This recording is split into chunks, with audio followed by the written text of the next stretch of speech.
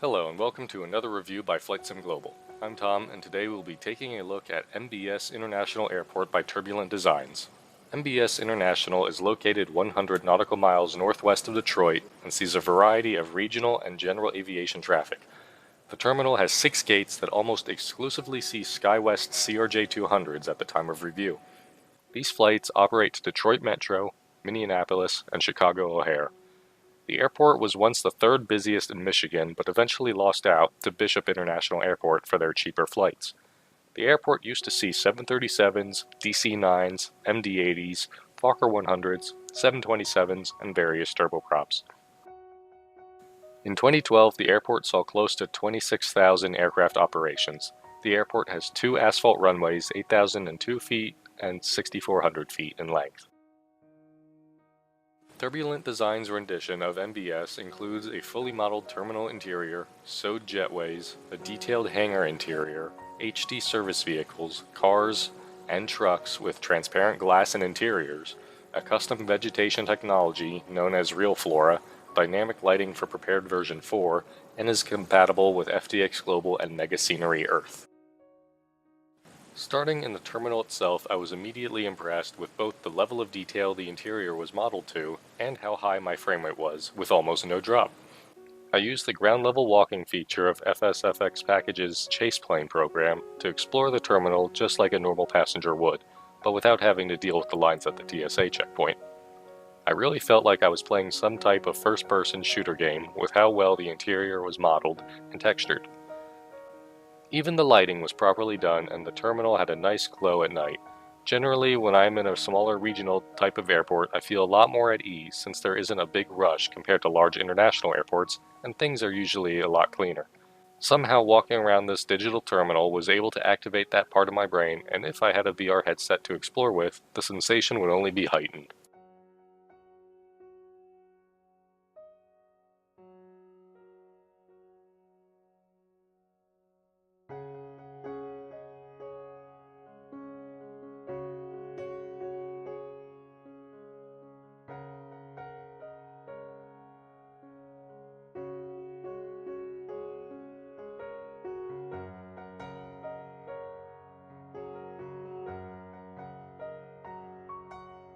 Moving outside the terminal, appropriate clutter was found with a bit of weathering. A static Delta Connection CRJ-700 is also present with service vehicles for those that don't have an AI program or want a bit more traffic to feel less lonely at the gate. The clutter, ground vehicles, and aircraft can be removed using the Turbulent Terminal application. I got as close to the ground as I could with Chase Plane, and I couldn't see the textures getting fuzzy at all. The markings and staining on the ground matched with what I saw on Google Maps with some very slight variation, but nothing you wouldn't notice unless comparing side by side. The imagery on Google may also be older and not fully represent the current markings. The quality of the markings appears to remain the same throughout the airport.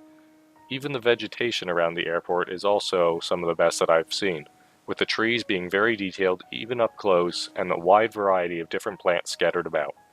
Though I did notice that with the Vegetation Receive Shadows box unchecked and prepared, the grass became very vivid and bright in comparison to the area around it when in a shadow. Modeling of the terminal exterior is also incredibly done. The terminal building has interesting architecture and most of the walls are glass, making the fully decked out interior make sense. The parking lot is full of cars which can be removed in the Turbulent Terminal application, though these cars don't have transparent glass. I did find a minor glitch where one car was just a half tire and another where the roadway leading out of the parking lot ends abruptly, leaving the ground textures to make up for it. On the western side of the airport, the general aviation terminal also has received equal attention to detail. There is clutter closer to the building, such as dumpsters, cones, and barriers. There is also a wide variety of general aviation aircraft on the ramp, and Ultimate Traffic Live aircraft seem to be parked correctly. One of the hangars is open with a modeled interior to allow the user to start and park planes there for their flights. I did find that shadows acted a bit weird when in the hangar, but that may be a glitch within Prepared. The parking lot and streets behind the FBOs and hangars is also modeled similarly to the area behind the terminal.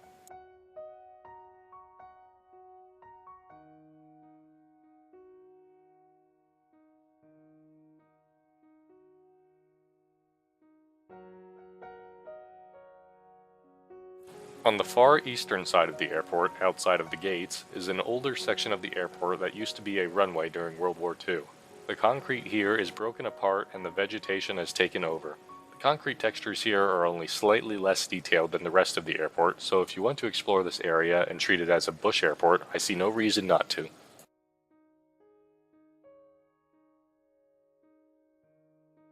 During the winter, the ground textures change to a lightly snow-covered landscape, and all the trees become covered in snow.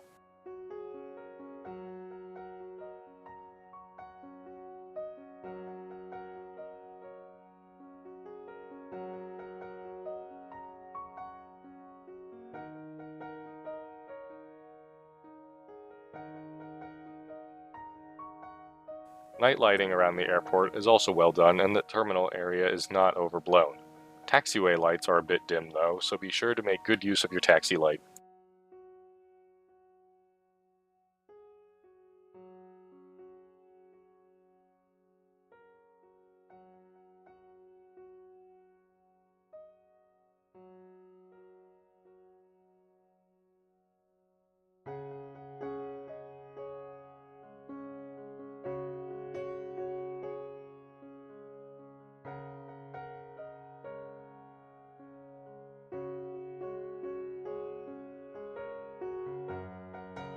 Overall, Turbulent Design's MBS International is a fantastically done airport. The level of detail given to the models and textures is top quality and doesn't degrade in what some may consider less important areas.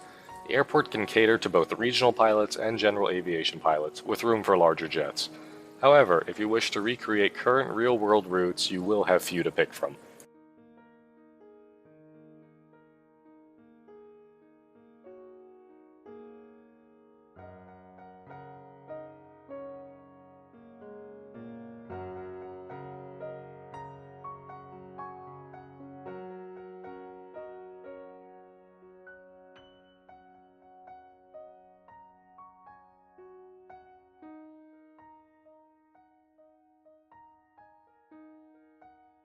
Once again, thank you for watching. If you have any comments or questions about the airport, please leave us a comment. And as always, happy landings.